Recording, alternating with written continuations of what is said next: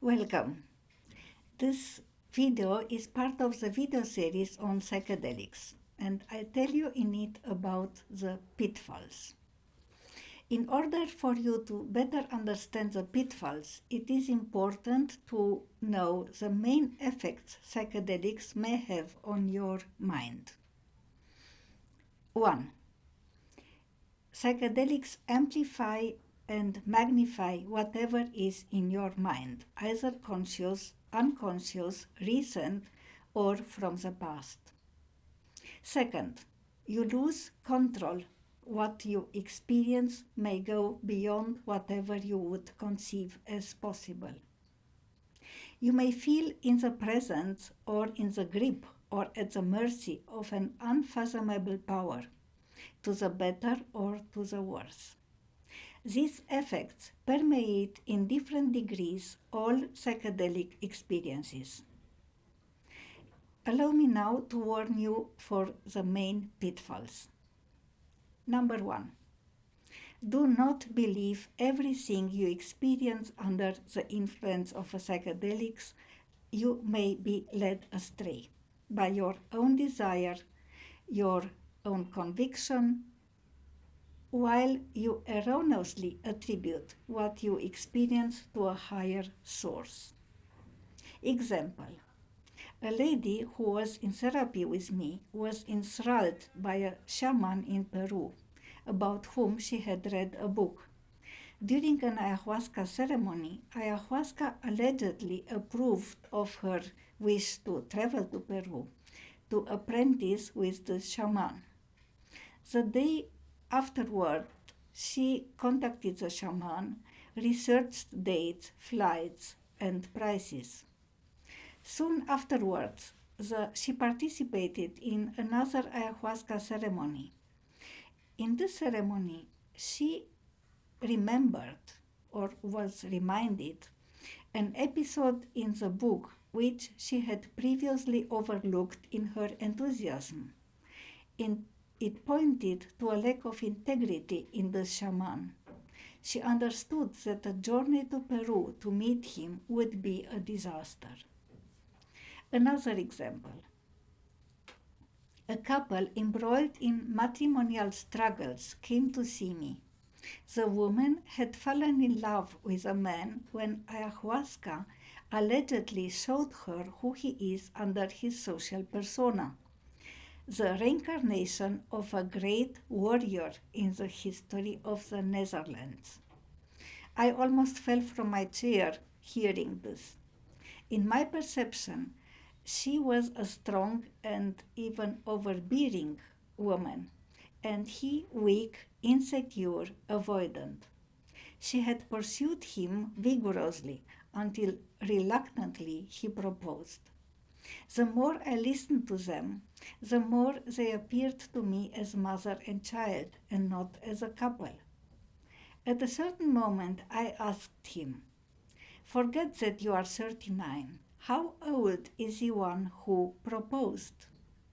To which he spontaneously answered, 9. The reincarnation of the great warrior was now an emotionally anxious boy of 9, clinging to his mother figure, and at the same time sabotaging and evading her. The inner woman in this woman longed for a strong man, but her dominating inner man could not allow any strong man in her life. See in this context my video on the inner couple. Another example. A woman came to me with a request to help her to accept her fate, as allegedly ayahuasca had shown it to her.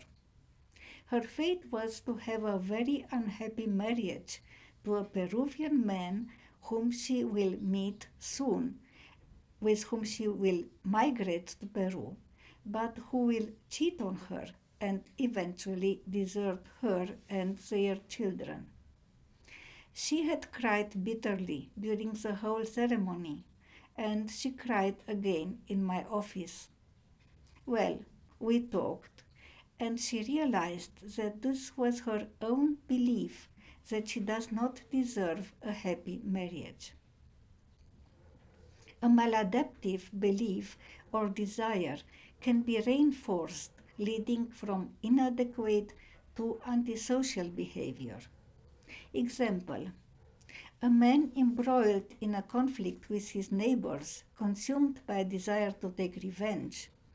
After a psychedelic ceremony in which ayahuasca allegedly conveyed to him that he is right, destroyed the vegetable and flower garden of his neighbors. Second pitfall: on psychedelic journeys, it can occur that all your identifications are stripped away, the so-called ego dissolution. Do not assume that you are enlightened after such an experience. You will wind up with the opposite: ego inflation, a delusion about your spiritual status deemed high. Example: I encountered such a person who told me in length how he had left his ego behind and consolidated his high state of enlightenment with the help of a psychedelic integration therapist who likewise had left his ego behind during a psychedelic trip. Now, both of them, enlightened beings, have as mission to help as many people as possible to attain with psychedelics enlightenment as well. He told me how many people they have already helped and how much they have already earned. Be suspicious not only if you think that you are enlightened, but also if you think that you have reached a high spiritual status. This is called spiritual bypassing and serves the opposite, to avoid whatever you should look into yourself. Third pitfall: during a psychedelic journey, your inner demons may surface. Your jealousy, aggression, hostility, greed, lust, mistrust. Do not believe that you are right because under psychedelic influence you experience that this is a truth. Do not believe that you have a license to spread hatred, conflict, division, because under psychedelic influence a higher power allegedly justified your hatred and allegedly allowed you to act it out. All these are aspects of your personality. They show up in order to be transformed, not to be acted upon. If you do not grasp this negativity can be amplified and deeper entrenched, resulting in an increase in social dysfunction, in mental rigidity instead of mental flexibility, and in dysfunctional behavior. Recent history gives examples of unleashed hatred amplified through social media, creating social disruption and division. The inner demons can also appear in a frightening symbolic form. It takes then skilled integration work to understand what the symbols mean and what the connection is with oneself. For example, a man came to me because of a haunting, nightmarish psychedelic journey. It took us half a year to decipher that what he had experienced were his own diffuse envy towards more successful colleagues and a predatory streak in his sexuality. Both were deep buried in his unconscious. They contradicted the image he had of himself as being always kind, generous, and chivalrous. Another example: I have witnessed a participant become extremely suspicious of her neighbor during a ceremony, being convinced that he has been sent by the devil himself to sit next to her, and whisper into her ear abject things. Her neighbor, oblivious of what was going on with her, noticing her agitation, tried to comfort her, which made her scream at him and try to hit him. She had to be taken out of the ceremony and looked after. I witnessed situations in ceremonies with aggression unleashed, difficult to contain, disrupting for the other participants their journey. Fourth pitfall.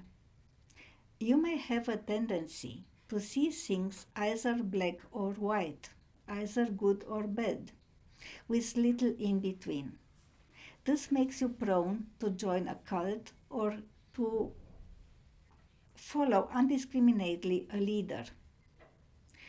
You may have also a tendency to look for patterns, which is in itself a creative endeavor, yet it can flip you towards figments you take for insights. Under psychedelic influence, the confluence of these traits can make you succumb to weird convictions and conspiracies, feel attracted to toxic subcultures, behave erratically, feel entitled and or victimized. You may put in motion a downward spiral. 5. Do not harm yourself. Whatever you experience, do not harm yourself. Example. A young man I knew well needed a hospitalization because he had run amok after a ceremony. He told me that during his barefoot, he had abandoned his shoes somewhere, and aimless wandering under the influence of voices he was hearing, he hit his head against walls until he saw blood, and he did more self-harming deeds. The voices occurred only once in his life, during and after the ceremony. Fifth pitfall. Be aware that you can beforehand expose yourself to harm. The setting can be not safe due to your own misjudgment. Example. A young couple took a psychedelic late night on a quiet beach. Yet 2 hours later, at dawn, the beach was stormed by a group of rowdy young men who came for an early morning swim. The couple, especially the woman, was terrified and suffered of anxiety and nightmares many months afterwards. Or if you plan to do a ceremony with a group under guidance, the setting can be not safe due to misleading information. The leader of the group may have malignant intentions of sexual exploitation, mind manipulation, or mind control. We have examples of sexual misconduct, predatory behavior, and mind manipulation by so-called shamans in South America, but also so-called Western shamans and guides. Seventh pitfall. You may get possessed by a power designed in indigenous cultures as a spirit. These powers or spirits have no place in our Western cultural paradigm. Yet for people who experience a spirit, it is very real. This can be a terrifying experience. 8th pitfall. You can have physical side effects and even die. I talk more about the importance of preparation, intention, setting, integration of a psychedelic experience in other videos. Please see them in case you went through something difficult. If you have questions or comments, please write to me through my website. Stay safe, stay well.